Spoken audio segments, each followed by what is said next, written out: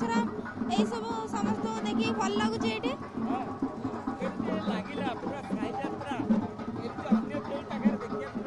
ना साही जिते बड़े जिनस कौटी मिलवानी पूरी छड़ा कौटी मिलवानी आज्ञा साही जिते गोटे क्रेज थाए प्रति गोटे भल पाए से जो मजाटा आसे सब ही बहुत भल था सबू तक बहुत भल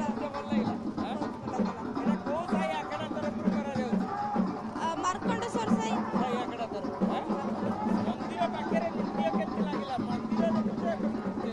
आगे बहुत भल लगे बहुत भल विश्वस्त व्यवस्था प्रथम बनवासी चाहती से साहित्य आरंभ हुए पणा समाती बासी जीवा दिन आम साहित्य बाहर नागा मेढ़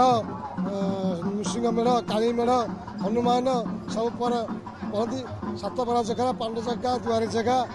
पंचमुखी जगह राजसमा जगह एमती 8 मेला आम साहिर बाहर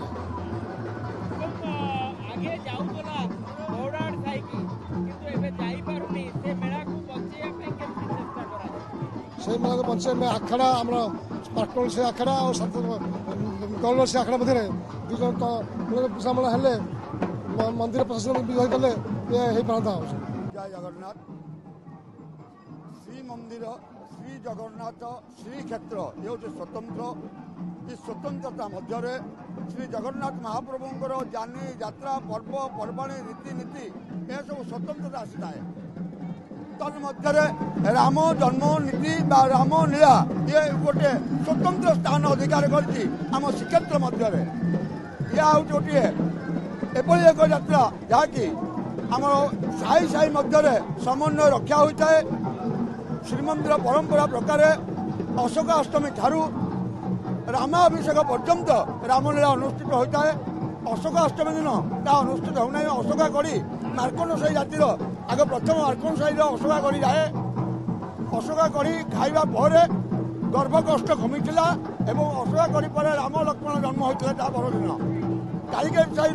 राम लक्ष्मण भरत शत्रुघ्न एवं ऋष्यशृंग ऋषि ये जन्म पाखे ये जन्म लीला से माने जन्म हो आसती श्रीमंदिर मध्याह्न जब सरला जन्म मंडप सर्वत्र भद्रमंडल पड़ी जन्म होता जन्म पाखे ये राम लक्ष्मण भरत शत्रुघ्न उपस्थित हो आज्ञामूल घन घन पाइला जन्म नीति समापन होता है तापर दिन हूँ विद्या आरंभ करने राम लक्ष्मण जाते विद्या आरंभ करने बाटर ऋषि मान खर दूषण नामक जोड़े राक्षस यज्ञ करदे जहाँकि से यज्ञ रक्षा निमंते राम लक्ष्मण से विद्यारंभ बाटर खर दूषण बध करते तार परदिन हूँ सीता विवाह जहाँकि रामचंद्र विवाह जाती विवाह जीवावस्था जड़े कहूँ मु तो राम आउ के राम ये जो मु तो राम आउ के राम से श्रीरामचंद्र कह चिंता कले राम तो गोटे राम तो जोड़े नुहे सी परशुराम पाखक निकट डाकी मंदिर परंपरा प्रकार जगन्नाथ बल्लभ झील विजय होगापर से परशुराम को डाकी परशुराम को प्रणाम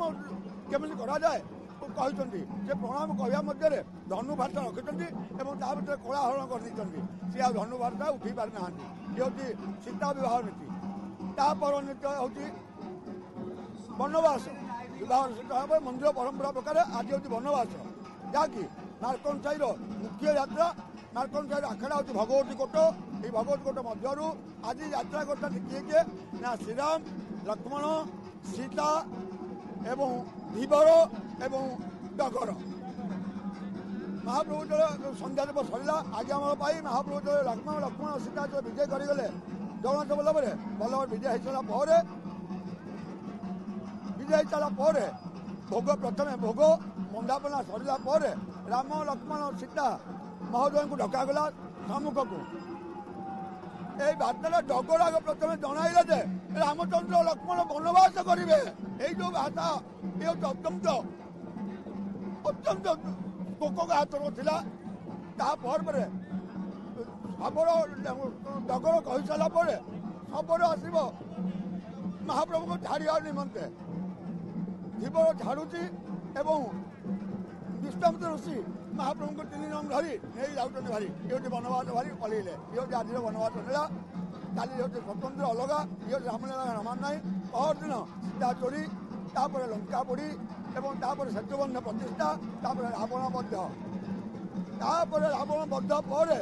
ମନ୍ଦିରରେ ପୁଷ୍ୟା ନକ୍ଷତ୍ର ଲାଗିଲେ ମହାପ୍ରଭୁଙ୍କ ରାମ ଅଭିଷେକ। ସେ ସ୍ୱତନ୍ତ୍ର ନୀତି। ଜୟ ଜଗନ୍ନାଥ। ଆମର ସାହି ଜାତର ପରମ୍ପରା ଅନୁସାରେ ମାର୍କୁଣ୍ଡ ସାହିର ହେଲା ରାମ ବନବାସ ନୀତି। ସେଇ ଅନୁସାରେ ମାର୍କୁଣ୍ଡ ସାହିରେ ଯେତେକ ସବୁ ଜାଗା ଘର ଅଛି, ସବୁ ଜାଗାରୁ ନାଗା ମେଢ଼ ପଟୁଆରରେ ସବୁ ଯୁବକମାନେ ସ୍ୱ ଇଚ୍ଛାରେ ଆଗ୍ରହର ସହିତ ଏମିତି ଗହଳ, ଏତେ ରାତି ହେଲାଣି ଦେଖନ୍ତୁ କେତେ ସୁନ୍ଦର, କେହି ଯାଉନାହାନ୍ତି ଛାଡ଼ିକି ଏଠିକିରି। ଏତେ ସୁନ୍ଦର ମାନେ ଏଇ ଦିନଟା କେମିତି ଆସିବ ବୋଲି ସମସ୍ତେ ଅପେକ୍ଷା କରିଥାନ୍ତି। ପୁରୀର ଏଇଟା ଗୋଟେ ଏତେ ମାନେ ସୁନ୍ଦର ପରମ୍ପରା, ସମସ୍ତେ ଆଗ୍ରହର ସହିତ ତାକୁ ଅପେକ୍ଷା କରିଥାନ୍ତି। ଆଉ ତାକୁ ନ ସରିଲା ବୋଲେ କେହି ଯିବେନି। ଆଉ ନା ନା ଏ ଦୃଶ୍ୟ ମନ୍ଦିର ସହିତ ଆଖଡ଼ା ଘର ବୁଝିଲଟି। ଆଉ ଏ ସାଙ୍ଗସାଥି ଏତେ ଖୁସି ଲାଗୁଛି ମାନେ କହିବାର ଆଉ ମାନେ ବଟାନ୍ତର ନାହିଁ।